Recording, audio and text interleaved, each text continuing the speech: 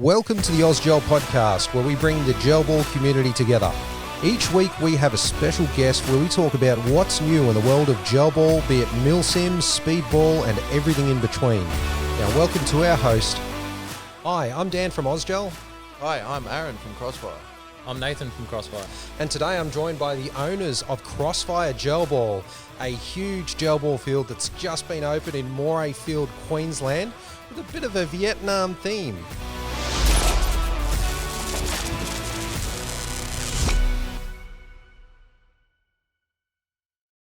All right, guys, so Crossfire Gel Ball seems to have just popped up out of nowhere, generated a lot of excitement across the gel ball community, but I think a lot of people out there don't know much about you gentlemen. So let's start with you, Aaron. Tell us a little bit about yourself, how you got into gel ball, and what led to the creation of this magnificent field. Yeah, well, basically, I started playing paintball at a younger age. Yep. As soon as I got my firearms license, I purchased a marker and played speedball and basically that, but always gravitated to bush ball. Yep. I love the natural terrain and walking around and enjoying playing with the squads and getting a good flank. Work came involved in it, so I sort of drifted away from that a bit, and then all of a sudden I noticed gel blasters around. And then my missus held me away from it for quite a time. She wouldn't let me go in the store, but as soon as I went in the store, that was where we are today. Cool. And how about yourself, Nathan? Yeah, my story is very similar to Aaron's. We both played a fair bit of paintball, pretty much teamwork based sort of stuff is what we were into. I think that's where it's led with coming into the field that we've built is because, we like working as teams. We think that's our objective is to bring people together. Yeah. I sort of got into the gel ball thing off the cuff of Aaron was mentioning a few things to me actually, and I didn't really take it too seriously. I did a job that I was working in and drove by a building. I thought, let me just go and have a look. Before I knew it, I walked out with 3 bags full of stuff, and then that's it. We got hooked ever since. So, yeah. Cool story there. So, and you guys, you look pretty similar, minus a little bit of differences in facial hair. Your brothers? Yeah, definitely brothers. Might be able to tell. Excellent. Similar mannerisms as well, but that's pretty cool that you've got family working on the business. So essentially a family-owned business. Yeah, it can be good, but it can be bad too. So working together and working out a few arguments here and there. Yeah, of course. That's family for you. Yeah, I think we'd both of us sort of critique each other, what we do. I think that's where a lot of the total sort of aesthetic of everything's come into it and not even just the aesthetics, but just the gameplay. Yeah. So you have some heated words back and forward and trying to make sure, and I think it ends up being a better result in the end because you need to have someone telling you the negatives. So it's not just about positives. You learn more on your negative things or things that you've done wrong. If you're challenged by someone that you trust, I guess that makes things a little bit easier as well. Yeah, a bit. To an extent. Sometimes you think it turns into a little bit of an argument. You think, are you serious? But we're very big on learning more from negative sort of comments, and just strive to go better next time around. Cool. So. And why the Vietnam theme? I'll let Aaron talk about this one. He's actually been there. So. Oh wow. Yeah. So that's just the history. Like I'm massive in history. We World War I, World War II, even prior to that in the 1800s and all that. But I've always gravitated to Vietnam in itself. Yeah.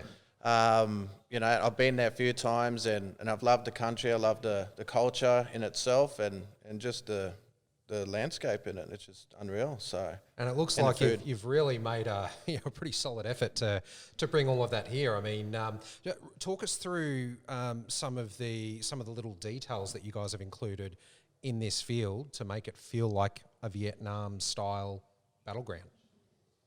I think a lot to do with it is just like here in Australia we don't have everything that they've got over there, and it's very natural sort of materials that they use. Yeah. So we've done our best to sort of replicate a lot of that through straw, the barley sort of thatching that people probably know a bit more for. But in Vietnam they have that thatching and stuff like that. The bamboo is very big. So they're just characteristic. We brought it. Sort of want to do a bit of a homage to out of things that have happened in the past and in history we do look through it. And I think it's best not to forget about what's happened in the past. And we just want to do our best representation of in our field what we could.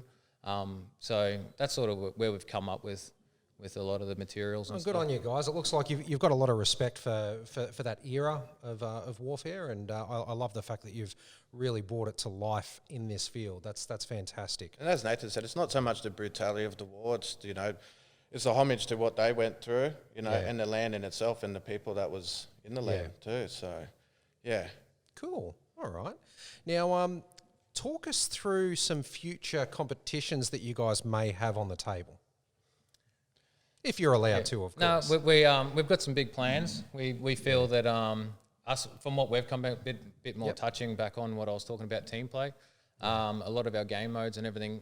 This whole field's been designed with game modes in mind. Yep. Teamwork is critical. Bringing people together.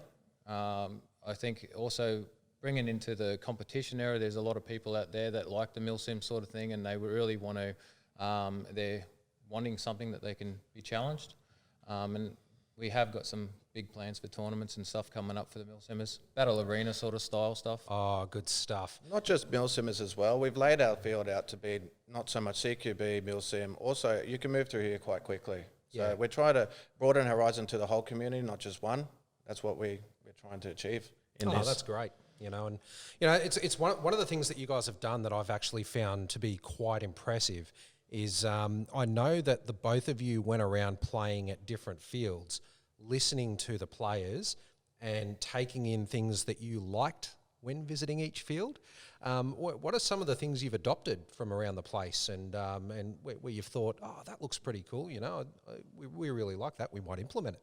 Oh, it's pretty much all fields. We've got a little bit of everything in here. You know, CQB, speedball, tactical. So, but we've taken a lot of negatives as well that people didn't like, and we've changed it. So we're open to listening to everyone else.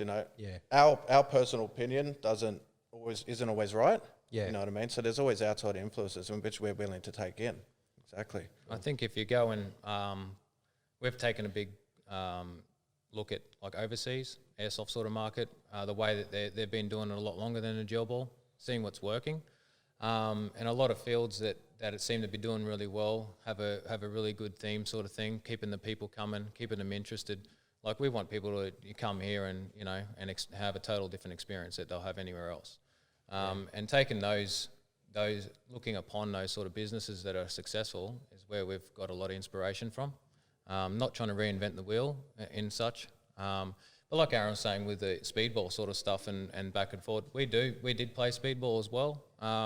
So we did have this place in mind to be very fast paced. The big thing when we sort of talked about and looked upon people that were critiquing or didn't like what at different fields and things like that, it's the downtime. When you get here on the field, it's go, go, go, right up until the point you need a break. So it's very fast paced. Also, there's areas in the field that you can sit back. So we're trying to accommodate for everyone that wants to be fast, slow, sort of just relax a bit, trying to find their way. And the public is where we like to get their feedback, see where their sort of opinion is on it, and hopefully we can include them. And because we're not all about just the guys that play all the time. We want the public to come in here and enjoy themselves and regularly. Outstanding. All right. Well, look, that's all fantastic. What sort of nights are you going to be open? Like, when's the field going to be operational? Well, it depends on demand, really. So we'll be open 7 days a week if we can. At the moment, 3 days a week and at nights and Saturday and Sunday. It's pretty much three sessions. We're starting off with 2, but we'll go to 3, Excellent. All right, cool. Well, gentlemen, thank you very much for joining us for this podcast. There's a lot of good information out there for people. And, I've played on this field, absolutely love it. You have created something absolutely magnificent here. Can you tell us how people can find out more about Crossfire Gel Ball? Yeah, well, we're on Instagram, Facebook. We have a webpage, crossfiregelball.com. That's the easiest way to get in contact with us. Just flick us a message. Excellent. All right. And guys, as always, you can find Ausgel at www.ausgel.com.au. We're also on Instagram and all the socials as either Ausgel Ammo or Ausgel. Thanks very much for watching, guys. We'll see you later. Thanks for tuning into our podcast. It means a lot to us. If you enjoyed today's podcast, leave a comment or review below and hit the follow or subscribe button. If you have any questions or want to be part of a future episode or even want to know more about Ausgel, head to ausgel.com.au to get in touch.